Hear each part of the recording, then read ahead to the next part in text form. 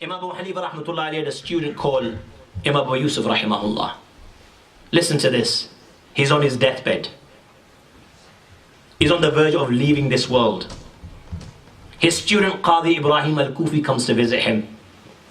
And he's unconscious. He's fainted. He gains consciousness.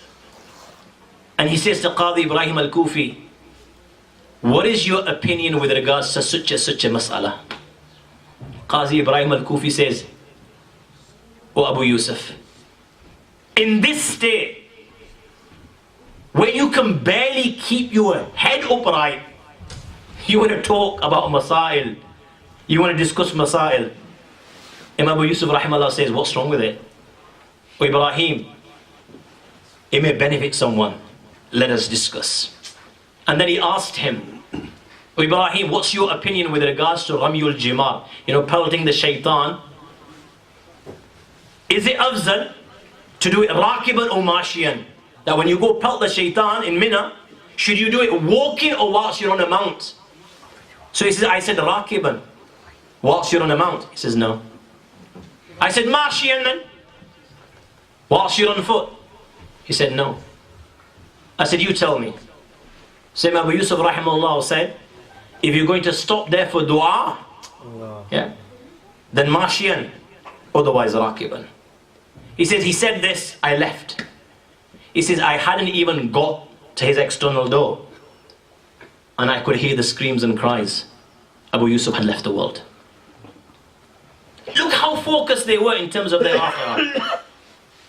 What every second meant to them in obedience to Allah and His Rasul sallallahu alaihi wasallam, and you and I. Look what we're tweeting. Hours we spend. Maulana mentioned.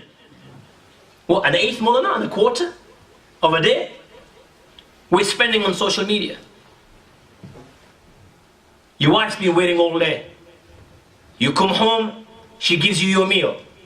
You don't even acknowledge her. What do? You take out your mobile phone.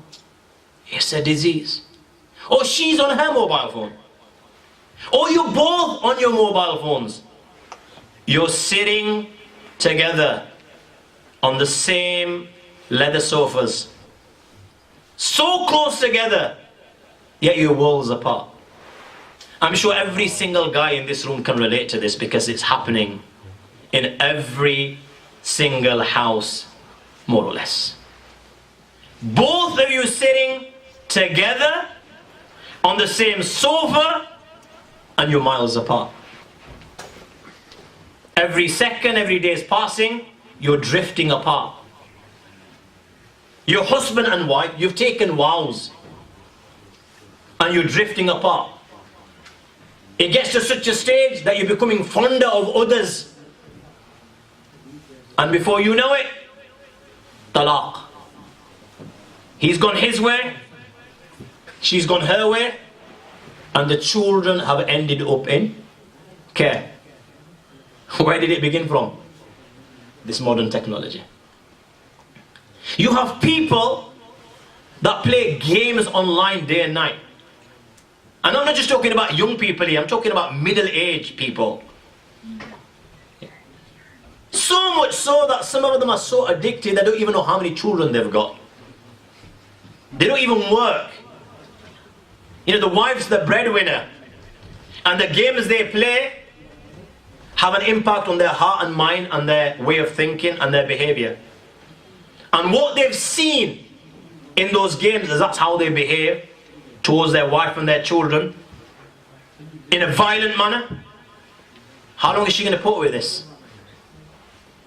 Before you know it, this marriage also comes to an end.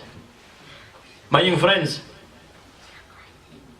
Allah subhanahu wa ta'ala, when you stand before Him, He's going to ask you with regards to your wife and your children.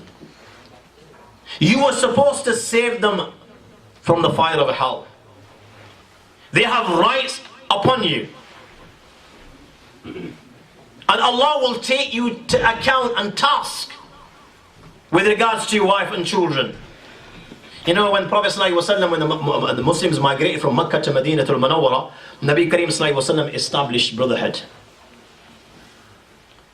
he made the Muhajirin and the Ansar brothers. And the Prophet ﷺ established brotherhood between Sayyidina Salman and Sayyidina Abu Darda radiallahu ta'ala anhu. So one day Sayyidina Salman went to visit Sayyidina Abu Darda radiallahu ta'ala anhu. He saw Darda, his wife, wearing shabby clothes. You know, she wasn't adorning herself and beautying herself and preparing herself like women prepare themselves for their husbands. So he asked, what's the matter?